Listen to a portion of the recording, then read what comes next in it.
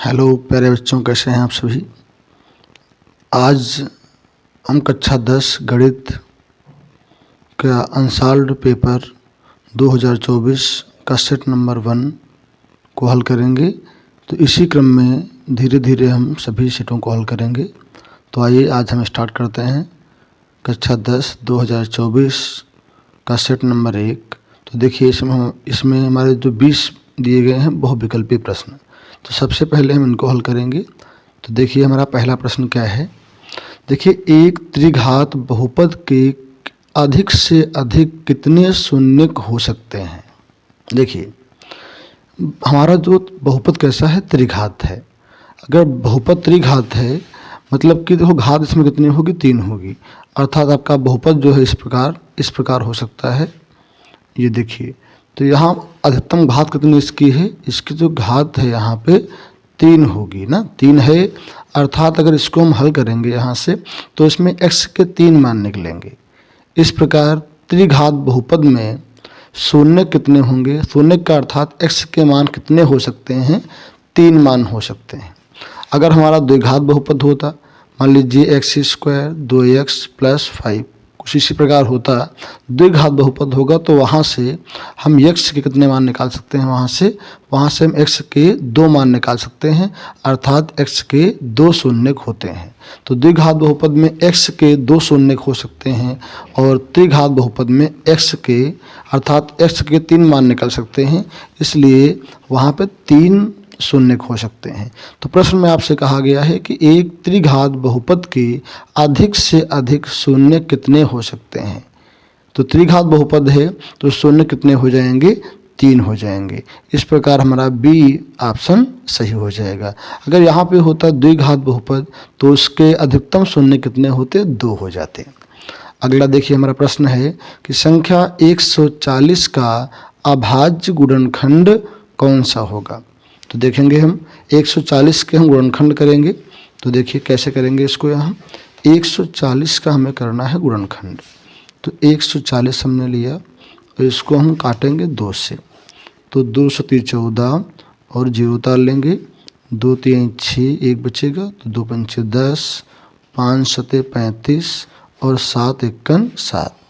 तो हमें बनाना है 140 के अभाज्य गुणनखंड। देखिए यहाँ 2 कितनी बार आया है, 2 बार आया है। तो इसको हम लिखेंगे 2 की पावर 2 और 5 आपका 1 बार है तो इसको हम लिखेंगे यहाँ 5।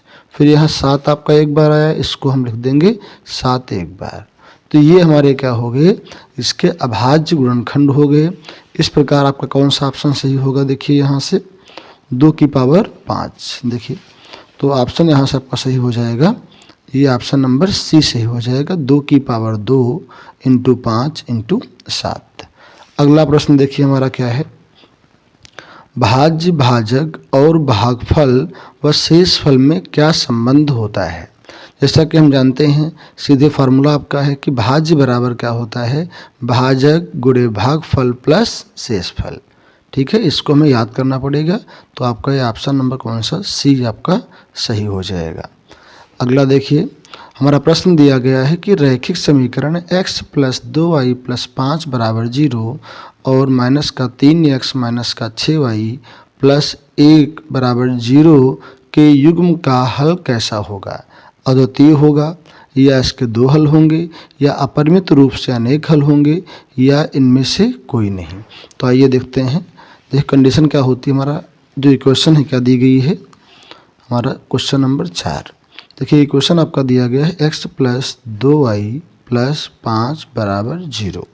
अगला क्या है, 3x - 6y + 1 = 0। देखिए यहाँ से ये आपका कौन सा फॉर्म लिखा है, a1x + b1y + c1 a2x + b2y + c2 = 0। तो देखिए यहाँ से a1/a2 कितना है, a1/a2 का मतलब x के गुणांक होंगे दोनों के। तो यहाँ कितना है आपका 1 है, इसलिए यहाँ 1 हो जाएगा। यहाँ x का गुणांक -3 है तो -3 हो जाएगा। अब देखिए हम निकालेंगे b1/b2। ठीक है, तो b1 क्या होगा, यानी x के गुणांक y गुणांक हो जाएगा, कितना है यहाँ पे 2 है और यहाँ आपका y का गुणांक कितना है, -6 है। अब देखिए यहाँ हम निकालेंगे c1 c2। तो निकालते हैं C1 C2। C1 क्या होगा, अचर पद, यहाँ कितना है 5 है और यहाँ कितना है देखिए 1 है। ठीक है, तो ये हमने निकाल लिया A1/A2 कामा B1/B2 कामा C1/C2। इसको हम काट लेंगे यहाँ से, 2 1 2, 2 3 6।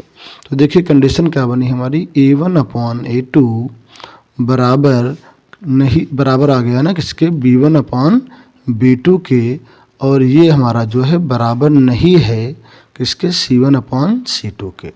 ठीक है, ये हमारा जो देखो यहाँ C1/C2 के बराबर नहीं है। तो ये कौन सी कंडीशन होती है, इसमें होता है कोई हल नहीं, कोई हल नहीं।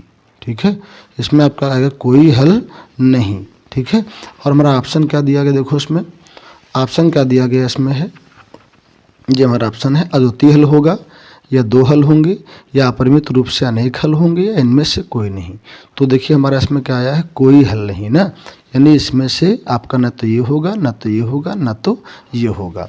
तो अब कंडीशन देखो क्या क्या होती है इनकी, हम जान लेंगे यहाँ से। देखिए अगर आपका A1/A2 बराबर नहीं आता है B1/B2 के, तो इस कंडीशन को बोलते हैं हम अद्वितीय हल। ठीक है, दूसरा हमारा अगर A1/A2 बराबर आ जाता है B1/B2 बराबर आता है C1/C2, तो इसे बोलते हैं संपाती, और हल कितने होंगे इसके, अपरिमित रूप से अनेक हल, अपरिमित रूप से अनेक हल होते हैं।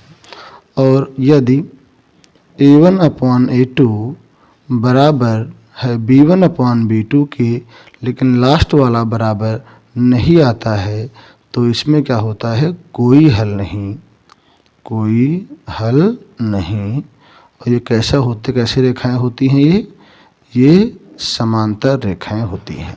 तो इन कंडीशनों को मुझे याद कर लेना है। ठीक है, तो इसमें हम कौन सा टिक कर देंगे, इनमें से हम ये टिक करेंगे डी ऑप्शन। तो हमारा कौन सा हो जाएगा, यहाँ से डी ऑप्शन हो जाएगा। अब देखिए अगला प्रश्न हमारा क्या है कि समांतर श्रेणी -5, -3, 3 और 7 का सार्वंतर कितना होगा। तो देखिए हमारी श्रेणी क्या दी गई है, हमारी श्रेणी दी गई है इस प्रकार, देखेंगे हम क्वेश्चन नंबर 5 आपका क्या दिया गया है, -5, -1, 3 और 7, इस प्रकार श्रेणी है। और आपसे कहा गया है कि सार्वंतर ज्ञात कीजिए। देखिए सार्वंतर का मतलब होता है सभी के बीच का अंतर, और सार्वंतर को हम डी से प्रेजेंट करते हैं। कैसे निकालते हैं, दूसरे टर्म को पहले टर्म से यहाँ घटा देंगे। तो देखिए दूसरा टर्म कितना है यहाँ पे -1, तो हम -1 से घटा देंगे किसे, पहले टर्म को, यानी -5 को। तो हम घटाएंगे -5 को, क्या आएगा, -1 हो गया, माइनस प्लस 5 हो जाएगा, तो साइन अपोजिट है इसलिए घट जाएगा, कितना आ जाएगा, ये 4 आ जाएगा। ठीक है, तो आपका ऑप्शन कौन सही हो जाएगा, ऑप्शन नंबर जो डी है आपका वो सही हो जाएगा। ठीक है, अगला प्रश्न देखिए, प्रश्न नंबर 6। प्रश्न नंबर 6 हमारा क्या दिया गया है, देखिए प्रश्न नंबर 6 हमारा इस प्रकार है कि समीकरण ax² plus bx plus c बराबर 0 का विविधकर होगा। तो हम जानते हैं कि विविधकर d बराबर आपका फार्मूला होता है b² - 4ac। इस प्रकार हमारा ऑप्शन सी सही हो जाएगा यहाँ से, और ऑप्शन सी को हम टिक कर देंगे। देखिए अब हमारा अगला प्रश्न क्या है, प्रश्न नंबर हमारा जो 7 है वो इस प्रकार दिया गया है। देखिए कि दो बिंदुओं 2,3 और 4,1 के बीच की दूरी ज्ञात कीजिए। तो देखिए हल करते हैं इसे। आपका प्रश्न नंबर 7 क्या है कि बिंदुओं 2,3 और बिंदु 4,1 के बीच की दूरी निकालो।